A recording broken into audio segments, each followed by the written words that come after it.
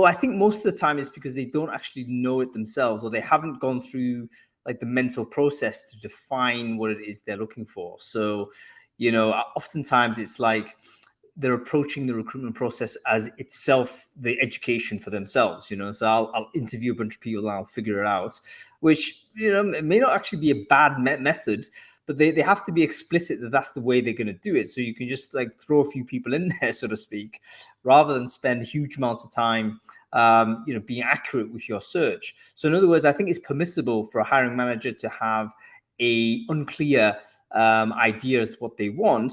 But the way to treat that is to say, right, we're just going to go meet a bunch of people and then we'll work it out after you've met these people and redefine. Rather than work super hard without interacting with the hiring manager and then try and guess what he or she's looking for. As opposed to when a hiring manager is clear and very defined, then you can work without the hiring manager getting involved. So it's a trade-off. If you don't know and you want to explore, great, but you're getting involved early. Do you know what I mean? You're looking at resumes, you're looking at CVs, you're in this search. This is how you should be doing it. Anyway, we're live, everybody. So welcome to Brainfood Live on Air, episode 161, bringing it to you every Friday, no fail. We've got another super popular show today. So this is what I've been thinking of for a long time, which is this kind of ongoing debate about how to recruit. How significant is your employer brand when it comes to being effective as a recruiter? Because don't you know, a lot of the case studies that you see online about, hey, this is how we recruited, or this is the perfect way to organize your team, they're all from these amazing companies that everyone knows about. And then you think, yeah, sure, of course, this is how Facebook does it, or this is how Amazon does it. Of course, we're not that. We're a 50-person business that nobody knows. How on earth is that going to work for us? So today's topic is, how does it work when you're hiring for a brand no one knows, and what techniques work, which techniques are universal, and which ones do we need to be specific on? Because I think most of the time we're going to be working for businesses that no one knows. I mean, there's only a small percentage of people work for these huge brands. Anyway, let's do a quick sound check, everybody. We always do this at the start of the show. So people on Crowdcast, if you can hear me okay, please let me know whether you can hear the audio and see the video. Alla and I had some audio issues ourselves earlier, so it's important we get this right. Say you can hear me okay on the Crowdcast, please.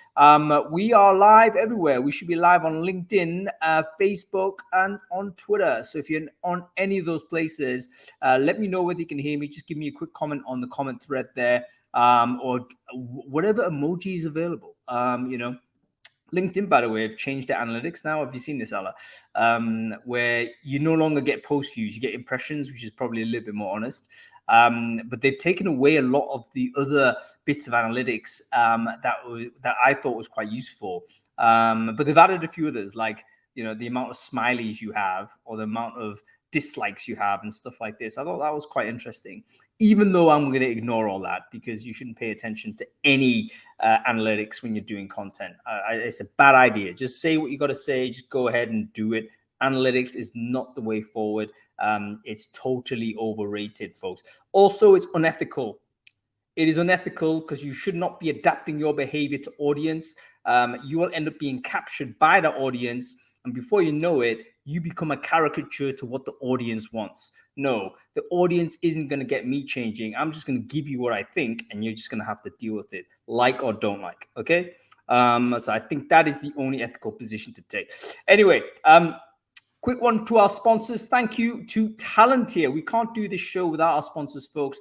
So please check out TenneT. They are a cool RPO coming out of the Nordics. They style themselves as the company that's going to take care of your recruiting and scaling challenges if you are in the Northern European area. I think they're also in Germany, coming into the UK as well. So super competitive market, but I really like their model. It's very clear. You can get them as a sourcing service. You can get them as an in-house service. You can get them as an RPO. It's really kind of a modular way to approach it. So if you're a company that kind of doesn't know right now what you need, but you need something, check out TenneT. I'm going to share their link in the chat stream now. And yeah, make sure you see it. Oh, thank you, Lagita. She's already done that for us. Okay, let's get on with this. So Alla, welcome back to the show. Great to have you back. This is the second week in a row, isn't it, for you as the co-host? Yeah, kind of getting used to it. Well, don't let Adam hear that. He gets super jealous. He always You'll he's come like back that kid. earlier then. Yeah, he's like Oliver Twist. He's like the guy outside the window looking in and trying to get in. I know he's desperate to get involved in the show again. He like suspends everything to do it. So, but yeah, he had to be upgraded for this one because I wanted to talk about sort of this particular topic, and I thought you had some really good ideas for it. So, anyway, let's review the newsletter. Did you read it last week? And if so, what was interesting, Alla? Yes, for sure. Happy to be here. And today's topic is very, very interesting because I'm happy to share some practical tips because I did work for companies that has no brands and for those who has a super brand.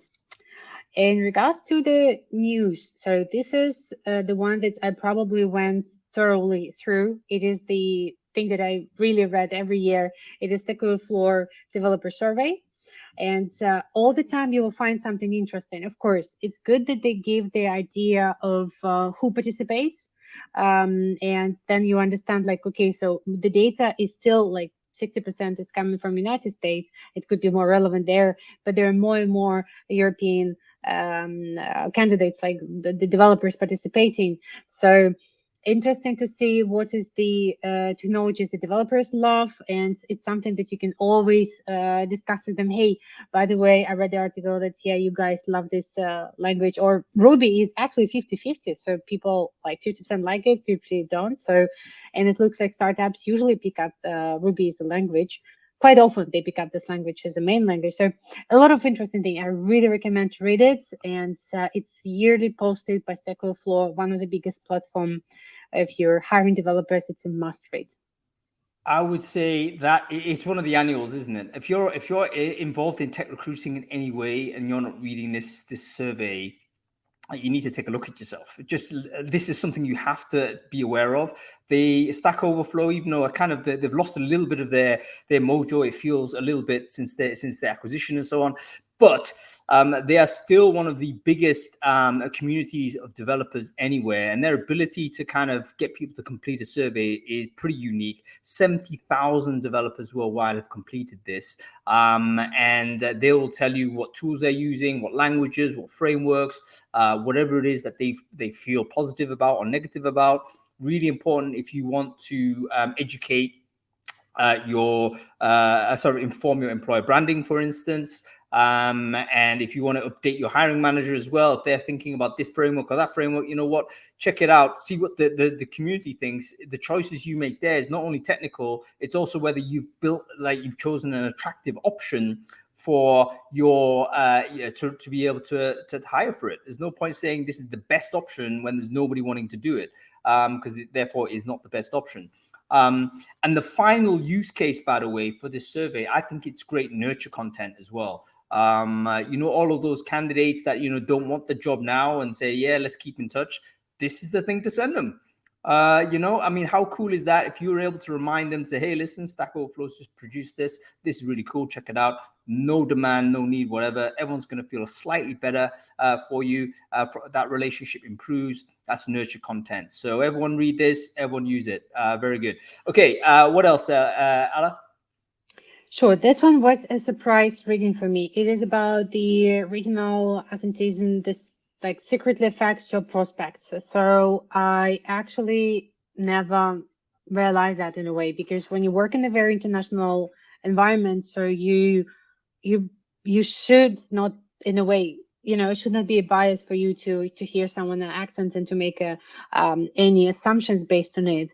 So I do know, and I read a lot about it, that if you can't understand what the person is saying to you because like you're not native speaker and it's hard to understand, so you just like you most likely you're going to reject this candidate because Yep. you haven't understood everything. So I think it's also a must read, because reducing this bias is crucial, because like I think a lot of us are working in this environment.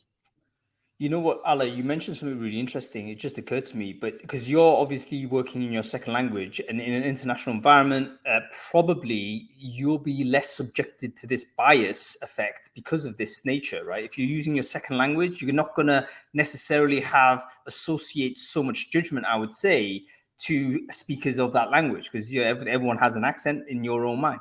However, if you're a native speaker and you're speaking to someone who's also a native speaker, there is a accent hierarchy. In the UK, that's very clear. In the UK, it's very, very clear. If you, I'll give you an example. People listening to this who are from the UK, can you name a Scouser that's a CEO of a FTSE 500 business?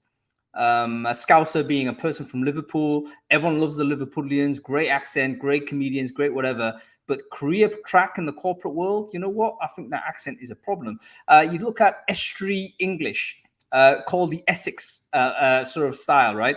Again, not a credible accent, totally irrational, by the way, not credible. How many of those are sea level? Again, very few. Where I'm from as well, I think struggling Northeast.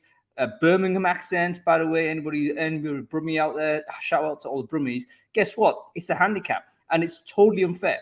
It's totally unfair, but it is hierarchical in your native language. We got to do something about it. I don't think anybody's talking about this, so I'll be very interested to know whether there's any way we can mitigate against this, because I think it's broadly subconscious, but a lot of people are hearing this, like the recruiter at the first thing is having a telephone call, a video call or whatever, then they're making a judgment on fit or suitability and stuff like this. So yeah, really tough. Yeah, Wim, I think the Belgium very interesting with the dual language scenario as well. I can totally imagine, like, we have all of these associations. Very, very interesting. I think the US will probably have the same. I mean, again, I'm just speculating, but I would imagine, you know, you get a person from, let's say, the deep south or so. I mean, are they getting to the top of the corporate ladder or political ladder or wherever it is? Probably not, you know. There's certain prestige accents out there. Totally unfair. Okay, let's think about how to deal with that. Give us one more, Alla. Sure. By the way, it will be a great topic, and I hear a lot of people say, "Hey, in my native language, I sound smarter." So I hear a lot. So, you know, when you try to use another language, you explain. Yes. I think in this case, it's a competitive advantage because you've got, like, obviously very, very high standard of English, but you don't speak with an English accent. You speak with your own accent. And basically, I don't think it's possible for anybody to be prejudicial against a person that speaks very high standard of second language, but it's not placeable, so to speak. So they won't understand how to hierarchy you in some sort of social strata. Anyway, we'll do a Brainfood Lab on that in some post. I think it's definitely worth it. Okay, one more. The last one is a big surprise for me. It's why I'm never going to freelance again.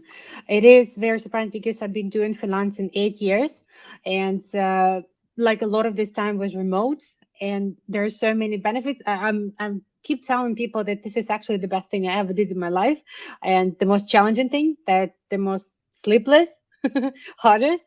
Sometimes money less, etc. And I was really interested to read through some of the challenges that the person actually went. I think it's useful when you already did some freelancing, but I wouldn't recommend it to read to someone who never did it, because when you start being a freelancer, you need, in a way, more inspiring, motivating part just to get through it. And then you learn taxes, and then you learn, like, you know, that there's gaps between gigs, or you never have a vacation for years. So, but yeah, it's a nice article if you've ever been in freelancing. Yeah, that's right. So don't read this one, folks, if you've never freelanced before, because it might deter you from giving it a shot. But I think this guy, I think it was a guy, but I think he basically described what we all know if you've done a bit of freelancing, which was actually you spend like way more time than you think doing the sales and marketing side, which is probably not what you want to do. Like, if you are a graphic designer, or if you are a copywriter, or if you're any kind of function, you want to be doing that work. You want to do production. But actually, production, if no one sees that, it's no good. You've got to spend time then interacting with people, doing sales and marketing, probably stuff you don't enjoy, but you've got to do a lot of that in order to get it in. And you need basically to get some sort of inbound mechanism for you. Otherwise, you'll basically have to switch your mindset to constantly do sales. So this is what this author is saying. I think it's well worth reading for people thinking about freelancing. I would say yes, it might deter people, but yes and no, yeah. but that may not be a bad thing, because a lot of people might naively go into freelancing, and that would be bad, because you can burn a lot of time. I did that. I mean, the first 18 months of so last time I had a salary job, 2009. So that was, I've been basically unemployed for like 11 years, right? So the first 18 months of that journey, I made no money. I literally made no money, like not a single fucking penny, because I was like, yeah, what am I going to do? Just relying on a few things, and nothing came in. I was just burning cash. And then I had a revelation. I thought, you know what? You keep doing this, you are going to go bankrupt. That was it. It was like saving, just getting burnt all the way through. And I realized, you know what? I was thinking, right, do I like remortgage the house or something, stupid stuff like this to keep going? Thank God I didn't do that, because if I did, I would have given myself another 18 months of runway and really have got myself into trouble. But I realized straight away, probably later than this fellow, that actually the problem is the cost of acquisition of customers is too high. My conversion is 0, so I've got to rethink how this works. How do I sell what I'm selling, and figure that out. Anyway, managed to do it, but don't take my example. 18 months is a lot of money, and not good time. So anyway, good read, worth reading for anybody who's thinking about this. Okay, let's get on with our topic. How to hire. A quick question for you before we bring our guests on, Alla. Do you think it is easier to hire for a big brand company? Yes, no, and explain why you think that's the case or not. Yeah, I'm okay. So there are two people who disagree with it.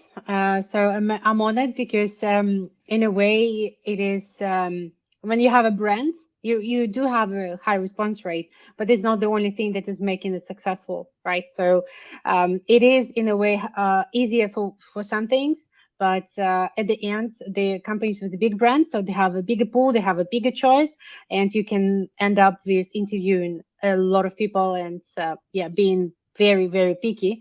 So that's one thing. But I do think that when you have no brands, one advice that I will give straight away is act like you have one. I do receive very nice examples from people who regularly receive invitations, like have a chat, etc. And I'm happy to share further like the examples. But when you don't have a brand, but you have a creativity and passion, you sell it.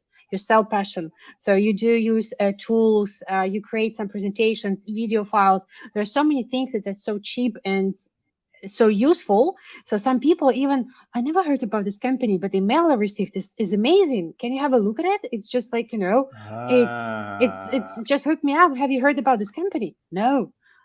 But they're doing a great job. Okay. I think that's immediately a great thing to think about. So if you have a weak brand, or maybe it's just an early company, right? You could just be sitting next to the founder. You could be the first person in the business. So there's nothing out there, maybe not even a website. I've done this before, working with a business that had no website. But you're saying you can create the assets, even if, like literally take charge of it, create some cool looking assets and make that the thing.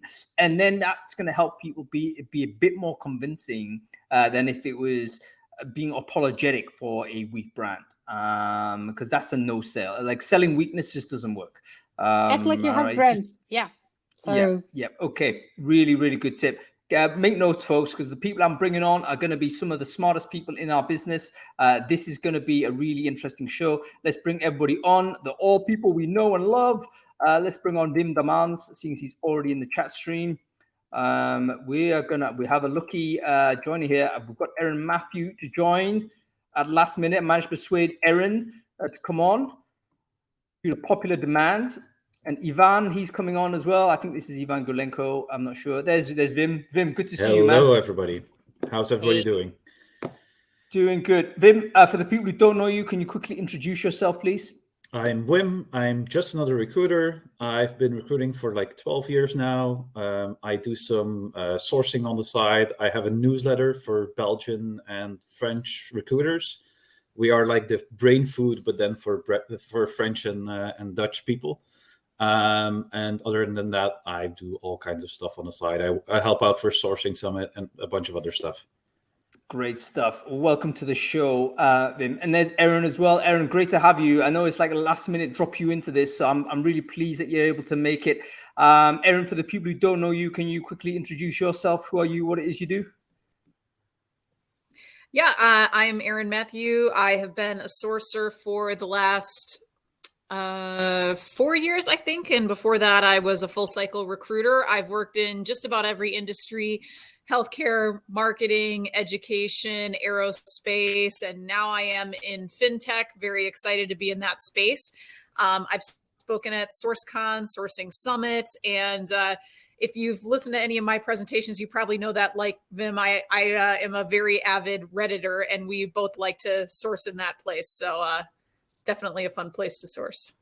That's right. You two have actually been on a show where we talked about this, haven't we? We should probably revisit that, because I think Reddit is one of these things we should do on a yearly basis. Okay, we also have Ivan here. Ivan, good to see you, sir. Can you quickly introduce yourself? Who are you? What it is you do? Sure. So I'm Ivan. I worked for 3 years as a software engineer, and then I really wanted to start something on my own. And I knew Hung and already the recruitment community, and thought this is a great place to become self-employed and ultimately have your own company. So I ran CoderFit for the last 6 years. And in the last 2 years, I ran Clang.so, which is a set of tools to make hiring easier. So basically, like, I'm now 200% into hiring developers, and this is all what I do, like, all day long, I guess.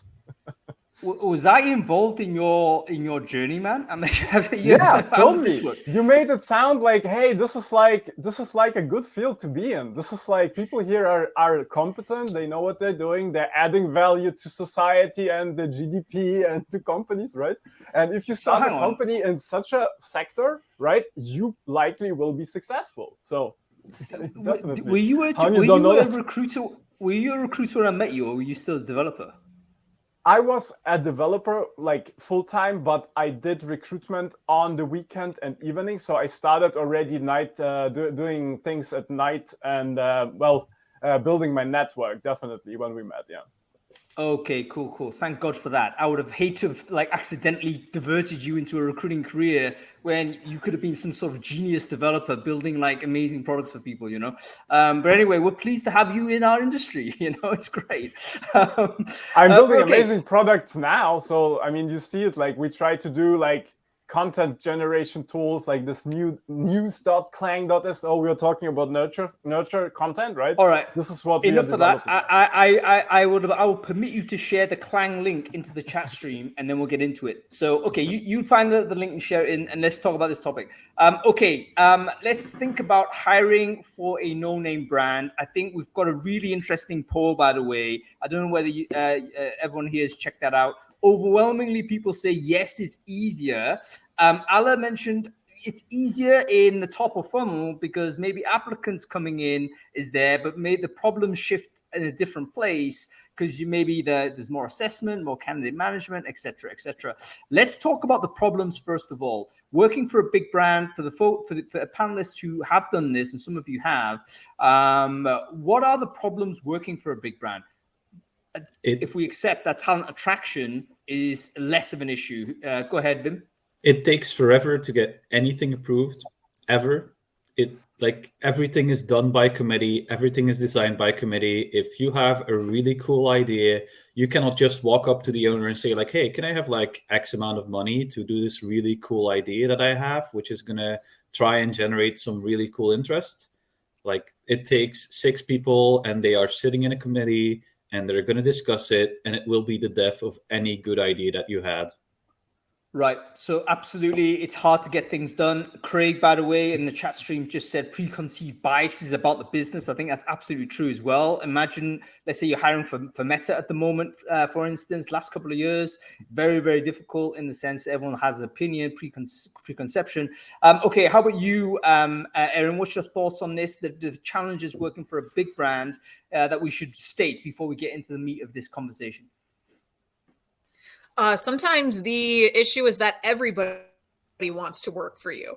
And that means a higher volume of applicants and sometimes it's not the best candidate experience. When you've got, 500 applicants for one role, how can you really give everybody a wonderful red carpet candidate experience? That is definitely a challenge there. Not to say that it can't be done, but sometimes it's a good problem to have. But at the same time, I can just say as a sourcer, it can be frustrating because you're like, you mean you don't need me to go out and hunt for people? I mean, I have to, go through the people that already applied.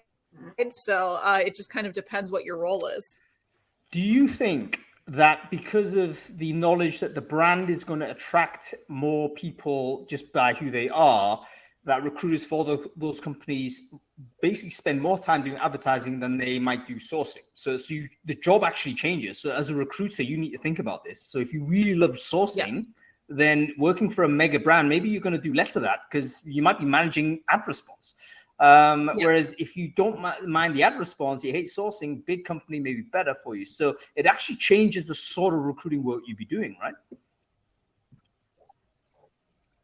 Yeah, very interesting. Absolutely.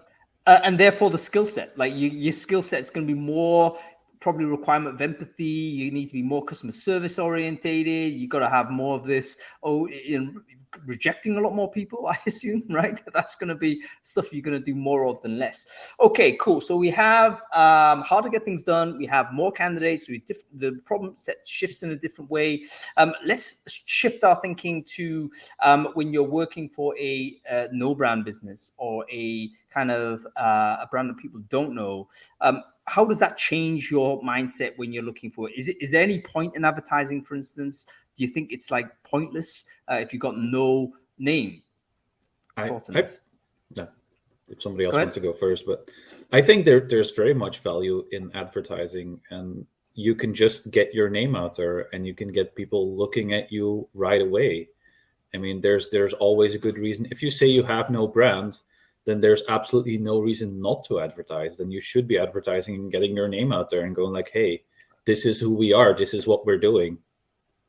Okay, really smart observation, Wim. So in other words, you change your mindset as to what an advert is. You're not saying this is my primary way of acquiring candidates. What you're saying is this is a brand building effort. I might as well put it out there because then all of these people that don't know us now see the logo, now see the business. It makes sense to try and use it as a marketing thing rather than candidate acquisition. Okay, very interesting. What are your thoughts on this, Ivan? I want to bring you into this because you're working agency side, so I'm sure you're representing brands of different types, right? So some people some brands are well known, other brands not known at all. How do you moderate your behavior, or do you moderate your behavior when you're tackling the challenge of interacting with candidates? To be honest, if you're a small company and you have no brand, it's actually a great opportunity to focus on what is important. I mean, think about it. Brand is like, okay, it's like an extra thing, right? You do this because you have the resources to actually do that.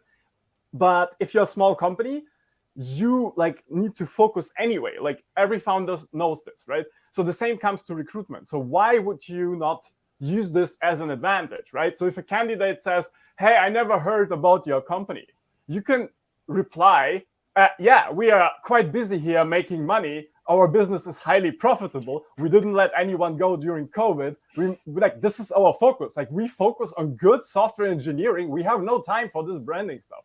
And some candidates, they will be attracted to that because they want like one thing. They want good teams, good processes, and a good day, right? They don't care if your name on Kununu or Glassdoor is good or bad. They want a good life, during their workday. So why not focus on that? Why not focus on the one thing you do exceptionally well? So when I represent companies, I do exactly that. Like we have one company where the CTO worked before in IBM with someone who's like super famous in IT who wrote books, yeah? So they work together. So I can say, hey, you work with one of the best software architects in Switzerland. He happens to be like the lead CTO at this 20 people. Nobody knows this company, but you will end up working with this person. And this kills like all the like this fear. Yeah. Oh, I'm not sure about this company, la la la. But this one person, he's exceptional, and he will be your boss. Many people already like this much more than it's like, we won this employer branding award. It's like, no, this is fake stuff. Like, I mean, if you have time for an employer branding award, this could be like a negative sign. Why do you take time to have an employer branding award if you could be like making money and like selling good software? So like everything has like, two sides. All right, you can see why Ivan's a popular guest. Like he's gonna basically give you his opinion in no uncertain terms. But there's two things you've said here that are really interesting. Number one is actually you make it a strength. So in other words, employer branding might actually, the entire idea might be discredited amongst a certain community, right? Certain communities out there really hate marketing, and they really hate anything associated with trying to make things appear better than they are. So you can go with a no name and say, you know what, we don't care about this. This is why you never heard about us. And then like really own that type of strategy. So think about this. Use your lack of name recognition as an advantage. You care about fundamentals and the real thing. And the second thing you mentioned, which I think is another very powerful technique, is to have a look at the existing team members and who they worked with before in the past. Because you can kind of use their personal brand and kind of that can kind of loan into the employer brand. So you can say, and I remember I did this with the company that had no website. This is Thought Machine back in the day, now $1 billion business. The CEO of the company was Paul Taylor. He sold his ex-company to Google. That was what we led with. Like there was no brand, no website, there wasn't even a fucking website there. So we had to just go with this, but it worked because engineers recognized the dude's name and thought, oh wow, that's good. And he was very, what's the word? Like Google proof. Like if you have a famous person or someone who's credible within a community, a search that the candidate will carry out will actually reveal a lot of credibility. So have a look at the people that are currently working in your company, and see whether they've got any brands that can be useful in that case. Very, very interesting. Okay, what else can we do, guys? I mean, I'm talking like really early on. You're doing an email message or whatever. You're not getting open rates or whatever that you used to when you used to work for, Amazon or something. Do you need to change something in terms of your messaging approach? Go ahead, Wim. I want to pick up on something that Iwan said just a moment ago. He said, like, yeah, forget about Glassdoor and everything. I would say do Google your company that you're working for and what name you already have out there. Like, do check it out. Do make sure that there's no, like, bad spots there or, like, really bad Google reviews or Facebook reviews where some ex-employee goes, like, this was the worst company ever, because that will kill any hiring. Because candidates are always going to check up on where are you going to, what can I find about this company? Because I'm going to sign away my life for X amount of years to work for this company. And if the only thing that's on there, if you don't have a brand and the only thing that's out there is negative information of this is a really bad company, it's going to end up badly because people aren't going to join a company that might be bad. Okay, so that's a really important intervention, Wim. Thank you very much. I think that's critical. So let's say you have a zero. We know you got a zero brand, but what you do have there is negative. That's the first thing you need to deal with because the candidate will Google you, right? So you got to put your mindset into the candidate perspective. They'll Google you. They come up with a bad review or something terrible that needs to be addressed. And the candidate might not do that, or they might not put any weighting to a negative review if it's a mega company.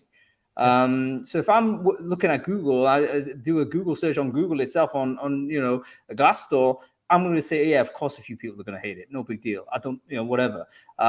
Whereas if you're a no-name business and that's the thing that appears, then suddenly it's a lot more weighted. So really great observation, Vin. Okay, this is great. Let's keep going with these tips. What else should we do? I'm talking about messaging. I was thinking, do we need to change how we message? Go ahead. I have another one. Like one of those things that I always hate with small companies is check your own socials. Like check your own Facebook. Like all these small companies have a Facebook, an Instagram, a LinkedIn, and then the last post is like 2 years ago, we had this really cool thing to say, and there's nothing else. And it's just something I go like, yeah, okay, I get it. You're a small company, but either get rid of the socials, like don't have a Facebook page, or try and post something small once a month. Like be consistent in posting about it, or don't have them. Like you don't need a Facebook page You can have that LinkedIn page just for LinkedIn, but it's horrible that you have companies out there that are like, oh yeah, we posted something 2 years ago and that was it. Like, we've now got hundreds of recruiters doing an impromptu social media audit on their LinkedIn company pages and stuff. But you know what? That's such a great observation. Again, like, don't have moribund social accounts, basically. Remember, you'll be searched by these candidates, so it's okay not to be there, right? It's okay not to have an account there. You can say, hey, all we do is on Discord or something like this. It's totally okay to just say this. But if you've got like outlying things that is simply looking as if no one cares, guess what? That's a problem. So that's a really good idea. Do a social media audit on your company profiles before you even talk to any candidates. Okay. And outside, can I add a little bit? Yeah, of because course. the reach out part, yes. Erin, you would like to add something to the wins? Yeah. Oh, I think we lost you for a second. Oh yeah, well, I was just going to. Oh, sorry, I'm having a little bit of a delay in the audio, but yeah. So I have also noticed that oftentimes if a company doesn't have a brand, sometimes all it takes is one mention of it for people to recognize it in the future. I actually worked in a unique situation where I worked for a very large company, but nobody had ever heard of it. We even called it that internally. We're the largest company that nobody's heard of. And that was when I was with Fresenius Medical Care, and they were a dialysis company. We were the largest dialysis company in the world, and nobody had ever heard of us. But I was guilty of that. But when I started working for them, I suddenly started seeing and noticing our clinics everywhere. They were always in my backyard. They were, like everywhere that I lived within several square miles. But I didn't recognize that they were there until I started working for them. It was the same thing with Maxar Technologies. Nobody had heard of our company, yet we were making satellites for NASA, Sirius XM, and scaling up services for Amazon Web Services. And the minute that I heard of them, I would look at the Google satellite images, and right at the bottom, there's a little black bar that says imagery provided by Maxar Technologies. So that was kind of an interesting experience to work for a company that had such a big impact, but nobody had really ever heard of them. And now even my mom knows who they are, and she's texting me every other week saying like, oh, I saw some imagery, from what's going on in Ukraine taken from your company. They're on all of these, satellite imagery, updates. And, it's very amazing how one, exposure to a brand and you suddenly recognize it everywhere. It's funny that you said that, because I have exactly the same thing with Maxar and the pictures that they show on the Chromecasts. Every time they go by, I go like, Erin has worked for that company. And I know it because you worked for Maxar. For the rest, I had no idea who they were or what they did. Well, you know what? There should be some way in which Maxar should pay you for this, Erin, because do you know what I mean? It's like it's possible for the recruiter to actually have this type of impact, because we would see the logo, but not like connected to anybody. But because we know you, or you've been online someplace, you yourself have been visible, as I think a modern recruiter can certainly do very well. That really helps branding in a very subliminal way. And it helps connect. By the way, the anthropological term for this is called semiotic arousal. Yes. So if you kind of basically become aware of something, then you'll start seeing it everywhere, and you can't stop seeing it. And this is how you develop millenarian cults and stuff like this, if that's something you want to try. No, I don't recommend. But you know what I mean. This is basically how the brain dysfunctionally works, let's say. So what is the recommendation in this case then, Erin? So you're saying actually recruiter can have impact. So they should like push more marketing stuff out then? Is that what you're saying? Yeah, I mean, I would put that right in my messaging, like, have you never heard of us? Well, you might have heard of this adjacent brand that we work with. This is what we do for them. A lot of times you have to find something adjacent that they do recognize to make the connection. And that's always how I structure my messaging if they don't know about us. Or, for example, when I worked for FTD, so Florist Trans World Delivery, a lot of people hadn't heard of that brand, even though it was a very old brand that, you know, delivered flowers, I oftentimes had to say, okay, well, have you heard of 1-800-Flowers? I say, okay, we do something similar to that, but they're our competitor. Yep. So adjacent brands, it could be a competitor, it could be someone further down or closer to the consumer in some way. Or maybe if it isn't any of those things, you can simply explain what the heck the thing does. So a brand is a shortcut to the function of the business and the purpose it forms. So if you're doing something that obviously no one's going to know because it's like stuck in some back office supply chain somewhere, explain how that helps sort of at the consumer level, and then that people might be able to do that association. So a little bit of marketing, brand awareness, that type of stuff is anchoring, I think is another term that is relevant here. Okay, cool. Ali, may I contribute? Yeah. I was like, just interrupt, by the way. Just interrupt. Yeah, this is like the most important thing, I think, for those who really don't have a brand, is how you approach it when you reach out to the candidates. Different things that you can do. One of them, of course, you're going to focus very, very much on the candidate research. You're probably not going to reach out to too many people, but you're going to personalize your reach outs, like why this person and why this job is going to make any change for this person's life.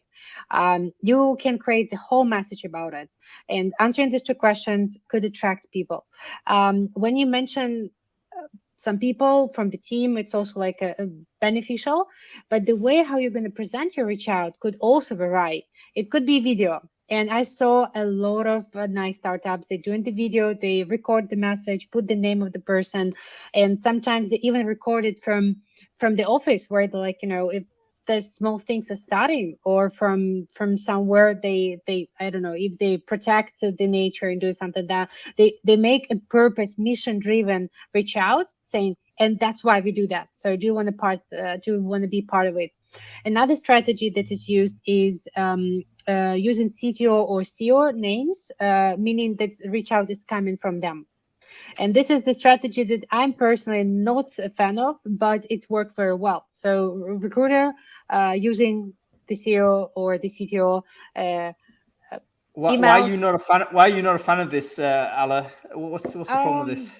Because it's not true. Like, I mean, in a way, it's not him or her reaching out. So it's like, for me, it's like a crucial. It's not true. So that's the key. So you have to network when you have no brands, right? So you have to be very creative in a way. So the video message, also I saw amazing examples. Like my friend was like, oh, I have to show you, it's amazing, reach out, 3 pages PDF created by with usage of PandaDoc. And it's the PDF of, like, you know, pictures from the office, the person explaining why, and personalized inserted information about the person, like this recruiter is reaching out, like the role, some things from the experience. It's a template. It's a 100% template, but the people were so excited. And yeah, so basically you pick up the best practices that the brands are doing and just in a way adding a little bit of creativity to it, and you do it. Another thing that you can do, you can partner with some big names, or, you know, to go to the conference together, and or invite them as speakers. Invite them. Great. Yeah. Okay. Go ahead. No. I was about to say that's an amazing idea. Keep going, Alla. That's a really, really good idea. So you're basically piggybacking off a bigger brand. Tell us about how you do this. There are different ways how I saw how people doing that. So if you would like to attract developers, invite, for example, Joe Romero. He's the founder of Doom. He's the father of gaming. You invite him, you will have a big crowd of people. This is the people who share the same interest. I saw on one of the also, like, you know, promotions everywhere in the city where there is universities, there is advertisements. And it's a very funny advertisement. Like, you know, people really like, what is that? So they started paying attention, but it was strategically placed close to the universities because people were targeting, like, you know, freshers from the tech. And inviting speakers for your, like, organized meetups. Even if you have a company of 3-5 people, you can still do that. And I saw one company just put a huge vendor machine in the city center. It was in Amsterdam, and then like people didn't know what is happening, and they were giving up some free drinks and etc. They were building the name around it, so, or appearing in the news. So yeah, there are so many things you can do. All right, I hope everyone's writing this stuff down because it's genius. I want to lean on to the last comment because I thought that was a really good way of basically piggybacking off a industry famous person that you want to hire from. And there was a good friend of mine. Actually, he's not that good a friend. I haven't spoken to him for ages. He is a friend. Ilya, you're a friend. But he basically, the technique he used was he surveyed the candidate community and asked them who they would like to see on a podcast.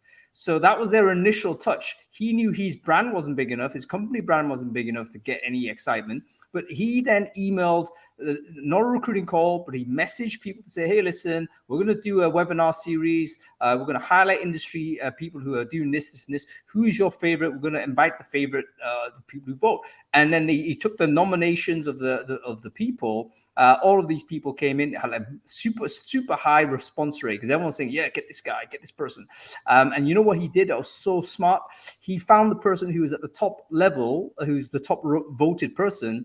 And the message to that person was to say, hey, you know what? I work in this city, he's in Helsinki, and the Helsinki community really loves you.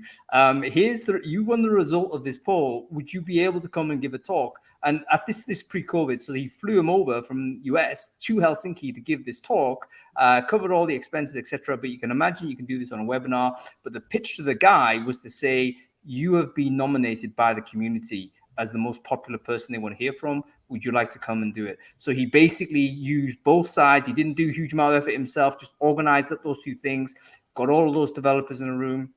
Of course, he made the hire, right? He built his thing. You can repeat this on webinar. Very easy. Okay, listen, folks, we're going to take a quick break here because we always do this in the middle of every show. Brainfood Live is a conversational space. We on the screen do a lot of talking, but we only have an hour to do it. What I don't want us to do is ever to be a bottleneck for the end of this show. So if you're interested in this topic, you want to be continuing this conversation when we go off air. The way we do that is to make sure you're connected with everyone else who is here. So take a moment, take your LinkedIn profile and share it in the chat stream or comment thread or whatever it is you're watching it, and then connect with everyone else who shared that. The idea behind this is that, I don't know how many hundreds of people are watching this, maybe 200 people overall, 300 perhaps. All of those people are interested in the topic, how to hire when you don't have a brand. Guess what? Go and speak to those people after the show. You've all got these issues. Go and have a conversation off air. Make sure you're connecting with them all. These are all individuals with similar challenges and similar passions to get this right. No reason why you should continue that conversation as you go. Okay, this is excellent stuff, folks. What else do we need to think about? You've got the person. Is the brand problem, does it go away once the person is in process? So a lot of this is top of the funnel. Like you want to get them, taking your call, getting a response. All right, great. You've got them in an interview. They're in process. Have we solved the brand problem then, or what? I personally think it's an ongoing thing. Like if you start with a company with no brand, which I think every company has something out there. Every company has something which represents a brand. Even if you don't want it, it's going to get there anyway. But if you have a company with no brand, it's a canvas. It's a blank canvas. You can start building a brand. But from there on, you just have to keep going and just keep it live and just keep the same information out there, even if you're not hiring, because in a few months' time, you might be hiring. And then if you suddenly have like nothing to go on again, then yeah, it's going to fall flat. Is there a way to convert the interview process into something that's valuable for branding? Like, can you get the person, I don't know, let's say a candidate is in process. You want to maintain the person's privacy, of course, but is there a way in which we could talk about what we're doing as we're doing it in a way? I mean, any thoughts on this? I used to ask candidates during the interview, like, hey, what did you find about us? Like, what have you seen? Have you seen what we're doing? Has that at any way resonated? Or I would even ask candidates, like when I was recruiting for junior security people, I was going like, hey, super cool. Where do you spend your free time? Like, what platforms are you guys on? Because I don't know. I was looking for those people. And that's how I ended up like, oh, these people are also on Reddit. And then I started recruiting on Reddit. So you can ask your candidates for feedback, but you can also ask your candidates like, hey, where are you guys located? Where do you spend your free time? Sorry, I was momentarily distracted by a compliment, actually, which I never get right. So, whenever they appear, it's like, oh, very exciting. Okay, we're coming to the end of the show. By the way, folks, if anyone's got any questions for our panelists, make sure you ask the question and bottom the ask a question function. Let us know what your current challenges are. What is your question? Please ask it below on the Crowdcast there, and we'll get to it. If you're on LinkedIn or anywhere else, just comment the question. I'll see if I can get to that as well. Okay, let's have a think about the sort of the tips we want to give to people who are right now struggling in this scenario. The kind of thinking, right, I'm working for this company. Nobody knows us. I'm just not getting any engagement, not getting any interest. I'm basically not hiring candidates. What's the one thing that they should be aware of, or one takeaway you can offer them to say, you know what, if you do this, it's going to make it better? Ivan, do you want to start us off with this one? Don't get distracted. Like, really think about what is the 1, 2, or 3 things that make your company super duper unique. I had just a company, they offered a job after 1 interview round. The candidate, more junior one, this person was out of their mind from happiness, right? They're like, oh my God, this, like, they value me so much. It was like 2.2 hour like meeting, and they're like, here is the work contract. Do you think like the big companies have a chance now, like, to compete against that? If that person is like uber happy? No, right? So like, just find 1, 2, 3 ways to improve your situation that really matters. Like, what matters? Quick interview process, good engineering team, good career, you are a profitable company that actually makes money, like stuff like that. And communicate that relentlessly, and then you'll get the right candidates. Yeah, really good. I mean, to be honest with you, it also is a way to kind of get rid of candidates that are overly brand focused, right? There are people out there that would only want to work for, they've got and this is not a bad thing. They just have a plan. That's their direction. But if they're going to say no early purely based on no name recognition, you can say, totally cool. And then move on and not waste your time having to work, with those types of folks. Okay. How about you, Wim? Any ideas? One thing you want to offer? One thing I want to tell people, like I've done a lot of IT recruitment. I've done a lot of things. We had a Stack Overflow questionnaire that was at the start. In one of the old Stack Overflow questionnaires, you can see that Reddit is one of the biggest used social media platform for ITers. Mm-hmm. You can run recruitment ads on Reddit for less than €5 a day. Like, for €5, less than €5, you can run ads on Reddit, which a lot of ITers are going to see. And it's like those small things, like for €5, you can run the whole marketing budget. For a few €1,000, you can have a whole year of running. Why is it good so cheap? ads. Like, that's cheaper than Brainfood jobs, man, which, is I'm cheap. So how is Reddit cheaper than me? I can't believe this. It is just cheap. I mean, I was always amazed that LinkedIn and Facebook and everything else was like super expensive, and then when I looked into Reddit ads, it was like, well, this is way too cheap for what it is. Okay, quick question: is it in group or an in subreddit advert, or is it an advert that goes across the entire thing? Hey, who do we have here? This is Logan. Oh, hey, no. Logan, it's the Brainfood Live debut for Logan. How are you doing, kiddo? Yeah. You're very well behaved. Yeah, had to hand them back to me. No worries. All good. All good. Thanks for bringing and introducing the young lad to our audience. Okay. So, by the way, we should obviously do a Reddit recruiting show. Folks, what do you think of that? Let me know whether that's worth doing. We'll bring a few of these guys on that know what they're doing. Do we want to do a Reddit only type of Brainfood Live? Okay. Give us one thing, Erin. One thing you suggest you do if you have kind of no brand, weak brand, or whatnot. I think that you have to find out exactly what the candidate is looking for in their next role, because whether or not you have a brand, you can possibly offer that to them. For example, a lot of developers really hate working in maintenance environments. And at a lot of companies, they have established processes. And a lot of what they'll be doing is maintenance work and not building out new and exciting things. So whether you have a brand or not, if you can find what they're looking for and it's a match for what you need within your company, then that's one way to win with them for sure. And just a quick comment about something I put in the chat. So Wim was talking about running ads on Reddit. Feel free to comb through the Reddit sourcing toolbox. I've indexed communities for various job families. If you want to target ads, that's a good resource to use. Our marketing department uses it all the time. That's amazing. Is it the same Google Doc that you've always had, the same sheet, Erin? Yeah. Yep. I continue to maintain that. Yeah, that's amazing that you do that. Because I think we've already featured it on Brainfood, but maybe it's another way, a good reason now to reboost it. Because if it is still maintained, that would be amazing. So yeah, let's get into that. By the way, we've got an overwhelming response on people saying let's do a Reddit show, so we have to do that this year, no question about it. Okay, Alla, let's leave it to you. Give us one thing that you'd advise a recruiter that's sitting there, struggling away. What would you advise them to do if they're working in a brand that no one really knows?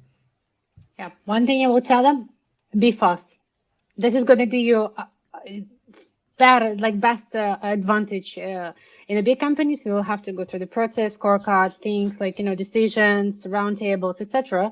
So if you're in a small company that has no brand yet, or like average 100 people company, and you can influence on the interview process and make it fast. I saw so many interesting situations when the candidates were like, oh, they really want me so fast, so I haven't used to it, so should I have more interviews or something? So it is a huge advantage in nowadays to be fast, make decision fast, make your hiring managers decide fast, and you will win this market against the big brands that are not so fast, unfortunately. Yeah, that's really good advice. I think it's very much aligned with, particularly with Ivan is saying, there's certain advantages. Basically, it's not just a inherent disadvantage to have a no-name brand. It basically is a trade-off. Like your advertising is going to be weaker overall because you don't have that pull. Maybe the conversion is going to be more difficult or whatnot. Probably comp is going to be not as strong, but you're going to be faster. You're going to be able to do things. You can sell a different story. And there's other ways in which you could build brand value that doesn't necessarily rely on this big thing at the top. And by the way, and again, this is no disrespect to marketing or recruitment marketing people or EB folks, but in those huge brands, you're often very constrained as a recruiter, right? Because you can't say certain things. It's like, oh, this needs to be validated, or you can't blog about that, or you can't do this. And it's like, how frustrating is that? Because if the ownership of speaking on behalf of the company is within another function, actually you're kind of doing stuff with a kind of one arm behind your back anyway. So we have to get rid of this concept that having a no-name brand is potentially a weakness. It could be a strength. Okay, final thing, a couple of questions. I think Tanya has mentioned a question on the chat. Let's deal with this one. Basically, what recruitment marketing platforms do we use? I want to just have you answer this question like as you hear it. What are your thoughts on this? Anybody?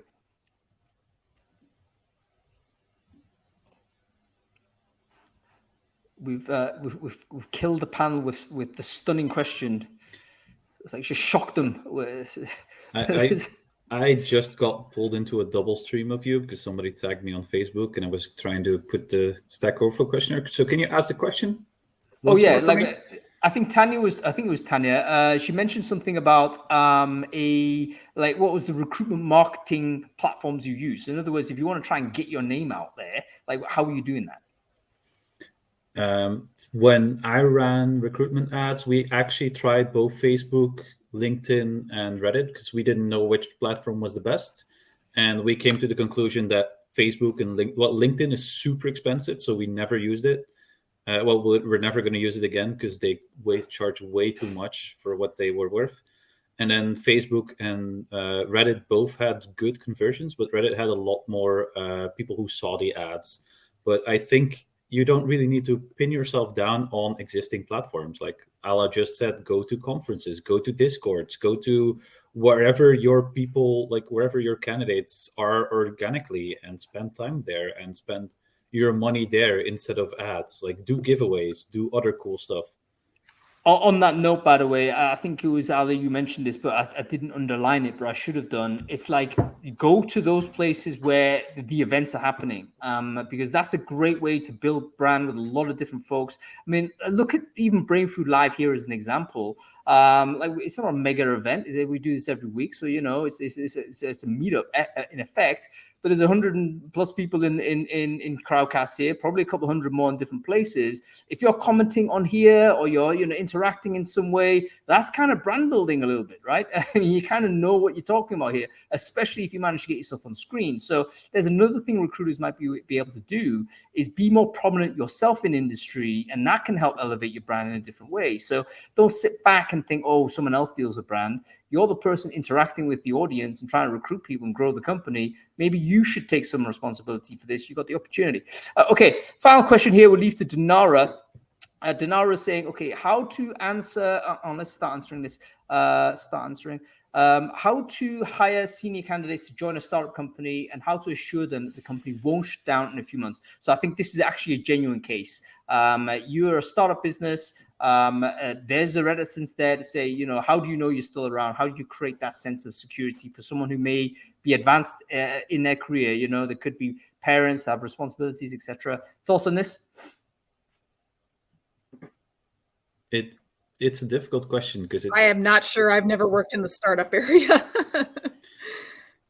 It's a difficult question because it depends on a company. Like if a company is like sound in why it was made and they know why it exists and they know like what the technology that they're making will be useful for the next X amount of years. Like if you're doing something like, oh, we're going into solar energy right now, you're pretty sure you're going to be there for a few more years, right?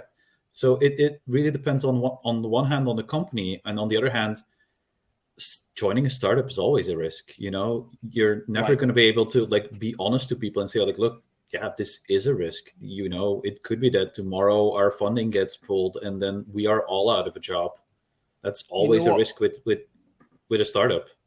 I think that's absolutely right. Dinara, the answer to that is you've got to assess the risk appetite for the person. If they're concerned about, the startup stability, guess what? It's a startup. And there will be a kind of inherent risk with that. At the same time, we've also seen that there's no kind of security with a more mature company either. So maybe you can also present it that way. Okay, that's great. I think we've already lost Aaron. Aaron and Logan have got better things to do, of course. So great to see those guys. Let's say goodbye to our guests. It's been great having you. Vim, great to see you, sir. Great to have you on the show. Great to be here. We'll obviously get you back. I think the Reddit thing is going to happen, so no question you get invited for that. You have a good weekend, Vim.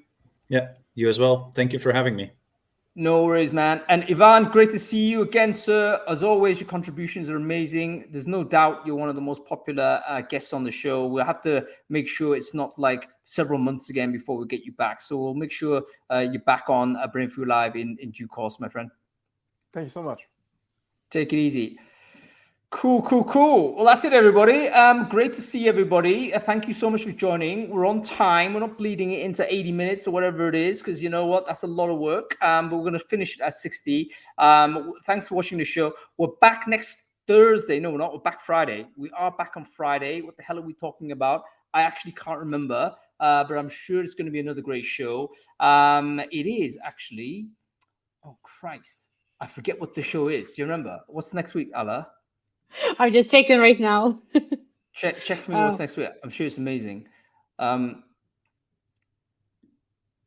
so amazing. I can't remember the name, the title of our conversational topic. I'm trying to find it because you signed the whole agenda. Like, is it not happening? Let me just check on the other. I can do it on Crowdcast actually. Let's have a look. Oh, this is another AB one. I love it. This is going to be even better. Employer branding when you're making layoffs. Oh, yeah. If you're making layoffs, how do you talk about a company? Let's say one department you're making layoffs, you're still growing in another department. How do you handle that situation? And in fact, how do you deal with the conversation internally? How do you then communicate externally? You always have to take care of that kind of, as a recruiter, that may actually be one of your final responsibilities. So we are talking about this situation. If you might be in this at some point, folks, so I'd recommend you sign up for this and register for the show. If you enjoyed this, by the way, follow the channel. That's always the best way to be notified. And yeah, I guess I'll see you next week. So thanks for watching, everybody. Thank you so much, everyone. Cool. Well, that was it. That was interesting, wasn't it? I enjoyed that show, Alla. You know Yeah, what? I enjoyed it too. I should tell you, you should interrupt when you need to interrupt. That's the only feedback I've got for you. Because I think you're polite and you shouldn't be. Just like bust in with it. It's going We to have be you okay. for that, so you're like a good and bad policeman. So Oh, I yeah, feel like if you're interrupting, you don't give people actually to tell what they want to tell. So I should be the opposite, right? The good cop, bad cop. I'm happy to play bad cop to your good cop, Alla. Listen, thanks so much for joining. I don't know when we're next connecting. Are you still doing social stuff? There's a social event recently, wasn't there? Or It was a social event, yes, but it's going to be HRTX and also happen in September as well. So embrace yourself. Have some in Amsterdam. Are you coming? Are you? It's in person. It's going to be the first time when I see probably Honey in 2 years. do you know what? I would go if I knew more about it. But isn't the September thing and isn't HR Tech in Vegas happening at the same time? Is that the date of this? No, I hope no. The date for Sosu is 28 and 29 September. Okay. I need to figure out. I've messaged Phil about something anyway, so I'll have a chat with him and see what's what. Anyway, listen. Yeah, we are waiting for you in Amsterdam. There's going to be a boat tour for you. Everything. Just I come suspect it's here. got, I will jump on the back of the boat and hide under the tarpaulin or something, and see if I can join the crew. But all right, listen. You have a good weekend, Alla. Thanks for doing everything you're doing, and yeah, we'll chat soon. Okay. Thank you. Bye. Cool. Wasn't that great, everybody? Yeah, great show. Enjoyed it. Brainfood Live, folks.